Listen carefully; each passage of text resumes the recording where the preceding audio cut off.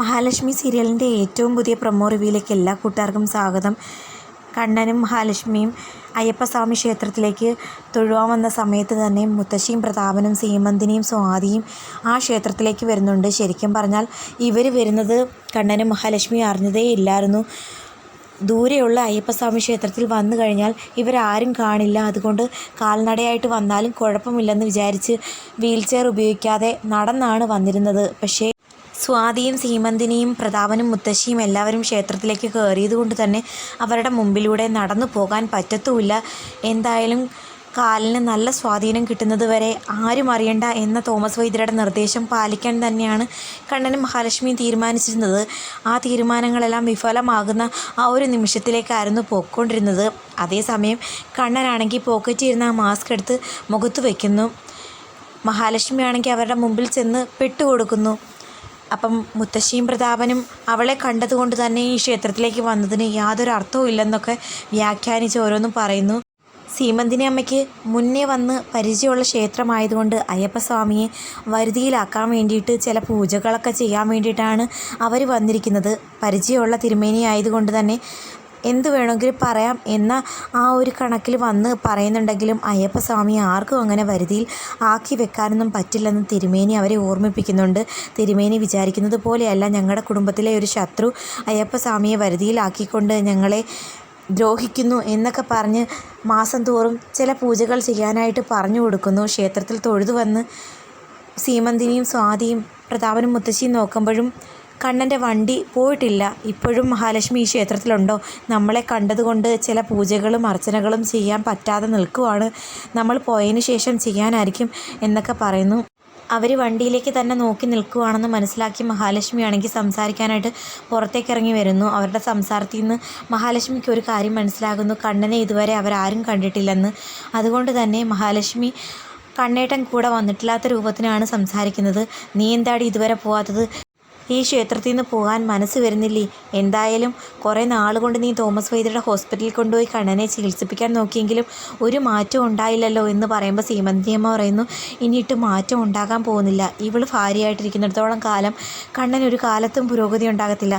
കണ്ണേട്ടന് പുരോഗതി ഉണ്ടായനെ നിങ്ങളുടെ ഭർത്താവും പിന്നെ കമലേശ്വരം വീട്ടിലുള്ള ചിലരും കാരണമാണ് കണ്ണേട്ടൻ ഈ അവസ്ഥയിലായി പോയത് എന്ന് പറയുന്ന സമയത്ത് സീമന്തിനി തർക്കിച്ച് പറയുന്നുണ്ട്, ഞങ്ങളാരും ഒന്നും ചെയ്തിട്ടില്ല, നിൻ്റെ മനസ്സുകൊണ്ടാണ് കണ്ണൻ എണീറ്റ് നടക്കാനാകാത്തതെന്നൊക്കെ രൂപത്തിനാണെങ്കിൽ കളിയാക്കി പറയുന്ന സമയത്ത് മുത്തശ്ശിയാണെങ്കിൽ നിയന്ത്രണം വിട്ട് പലതും പറയുന്നുണ്ട്.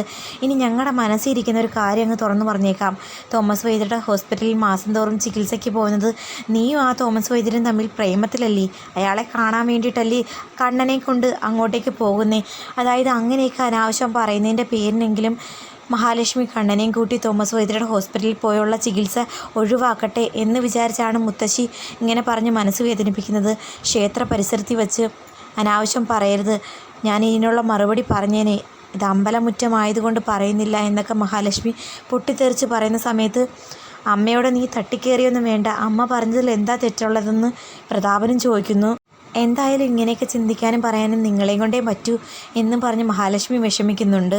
ഇനി നിങ്ങളോട് നിന്ന് സംസാരിച്ചിട്ട് യാതൊരു അർത്ഥവും ഇല്ലെന്നും പറഞ്ഞ് മഹാലക്ഷ്മിയാണെങ്കിൽ വണ്ടിയിൽ പോയിരിക്കുന്നു. അതേസമയം പ്രതാപനാണെങ്കിൽ സ്വാതിയോട് വീണ്ടും ചോദിക്കുന്നുണ്ട്, എന്തായാലും മോളെ നീ കാണിച്ചൊരു വല്ലാത്ത മണ്ടത്തരമായിപ്പോയി. നിൻ്റെ മുറച്ചെറുക്കനല്ലായിരുന്നു ആ കണ്ണൻ. നീ അവനെ അങ്ങ് കല്യാണം കഴിച്ചതിന് ശേഷം ഞങ്ങളും ബാമയമ്മാവനും കൂടി ചേർന്ന് അയാളെ അങ്ങ് തീർത്താനേ. അതിനുശേഷം നിനക്ക് ഇഷ്ടമുള്ള ചെറുപ്പക്കാരനെ കട്ടി സുഖമായിട്ട് ആ കണ്ണൻ്റെ സ്വത്തും അനുഭവിച്ച് ജീവിച്ചുവിടായിരുന്നോ? ഇനി പറഞ്ഞിട്ട് എന്താ കാര്യം? ഇവക്ക് ആ തോന്നേണ്ട സമയത്ത് ബുദ്ധി തോന്നിയതുമില്ല എന്ന് സീമന്തിനി വിഷമിച്ച് പറഞ്ഞ് അവരെല്ലാം കൂടി അങ്ങ് പോകുന്ന സമയത്ത് എല്ലാവരും പോയെന്ന് ഉറപ്പാക്കിയതിന് ശേഷം കണ്ണനാണെങ്കിൽ വന്ന് വണ്ടിയിൽ കയറി കമലേശ്വരം വീട്ടിലേക്ക് വരുന്നുണ്ട്. അതേസമയം കരുണയാണെങ്കിൽ ക്ഷേത്രത്തിൽ മഹാലക്ഷ്മിയെ കണ്ട കാര്യം മുത്തശ്ശിയും പ്രതാപനും വിളിച്ചു പറഞ്ഞത് ദുർഗാമ്മയോട് പറയുന്നുണ്ട്. ഇവക്ക് എന്തെങ്കിലും ആറാം ഇന്ദ്രിയം ഉണ്ടോയെന്നാണ് എനിക്ക് സംശയം. അല്ലെങ്കിൽ പിന്നെ മറ്റാരുടെയും പറയാതെ സീമന്തിനി അമ്മായിയും സ്വാതിയും പ്രതാപനും മുത്തശ്ശിയും കൂടെ അങ്ങോട്ടേക്ക് ചെന്നപ്പോഴത്തേക്ക് പറഞ്ഞറിഞ്ഞതുപോലെ പിന്നെ എങ്ങനെയാണ് അവൾ അങ്ങോട്ടേക്ക് വന്നത്? ആ കറക്റ്റ് സമയത്ത് തന്നെ നമ്മുടെ കണ്ണനും മഹാലക്ഷ്മിയും അങ്ങോട്ടേക്ക് വരുന്നുണ്ട്. അവരെ കണ്ടതും ദുർഗയും കരുണയും മുഖത്തുള്ള ആ ഒരു അനിഷ്ടം പ്രകടിപ്പിക്കുന്നുണ്ട്. അങ്ങനെ കണ്ണനോട് ദുർഗാമ്മ പറയുന്നുണ്ട്, നാളെ മഞ്ജുമോൾ ഇങ്ങോട്ടേക്ക് വരും, ഒന്നും അറിയാത്ത മട്ടിന് കണ്ണൻ ചോദിക്കുന്നു, ആര് പറഞ്ഞങ്ങനെ അവൾ വരുമെന്ന്? ഞാൻ പോയിരുന്നു അവൾ താമസിക്കുന്ന വാടക വീട്ടിലേക്ക് അവളെ ക്ഷണിക്കാനായിട്ട്. അവളൊരു കുഞ്ഞിന് അമ്മയാകാൻ പോകുന്നു എന്ന് അറിഞ്ഞതിന് ശേഷം എനിക്ക് അവളോട് വിരോധം കാണിക്കാൻ പറ്റില്ല. ഞാൻ അവളെ നൊന്ത് പ്രസവിച്ച അമ്മയാണെന്നൊക്കെ പറയുമ്പം ആത്മാർത്ഥമായിട്ടാണ് നിങ്ങൾ ഈ സ്നേഹം കാണിക്കുന്നതെങ്കിൽ നിങ്ങൾക്ക് കൊള്ളാം. അല്ല അവളെ വിളിച്ച് അവളുടെ കുഞ്ഞിനെ നശിപ്പിക്കാനാണെങ്കിൽ മാർക്കോ നിങ്ങളെ ആരെയും വെറുതെ വിടില്ല, അത് മറക്കണ്ടെന്ന് പറഞ്ഞ് കണ്ണനും മഹാലക്ഷ്മി അങ്ങ് പോകുന്നു. എന്നിട്ട് കണ്ണനാണെങ്കിൽ റൂമിൽ കയറി ഡോർ ലോക്ക് ചെയ്തതിന് ശേഷം തൻ്റെ മനസ്സിലെ ചില സംശയങ്ങൾ മഹാലക്ഷ്മിയോട് പറയുന്നുണ്ട്. എന്തായാലും ഞാൻ നടക്കാൻ തുടങ്ങിയ സമയത്ത് എൻ്റെ അമ്മാവൻ വീൽ ചെയറിലായി. ഇതിൽ നിന്നും എനിക്ക് ചില സംശയങ്ങൾ തോന്നുന്നുണ്ടോ? എന്താ കണ്ണേട്ടന് തോന്നുന്ന സംശയം എന്ന് ചോദിക്കുമ്പം, അല്ല ഞാൻ നടക്കാൻ തുടങ്ങിയ സമയത്ത് തന്നെ എൻ്റെ അമ്മാവൻ വീൽ ചെയറിലായെങ്കിൽ ദൈവം അയാൾക്ക് കൊടുത്ത ശിക്ഷയായിരിക്കുമോ?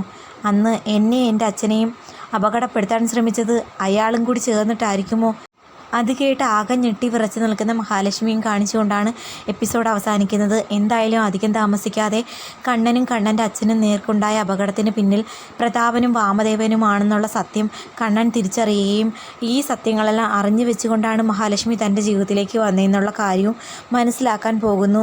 ആ സത്യങ്ങൾ അറിഞ്ഞതിന് ശേഷം മഹാലക്ഷ്മിയെ കണ്ണൻ ഉപേക്ഷിക്കുമോ ഇല്ലയോ എന്ന് കാത്തിരുന്ന് കാണേണ്ട കാര്യമാണ്.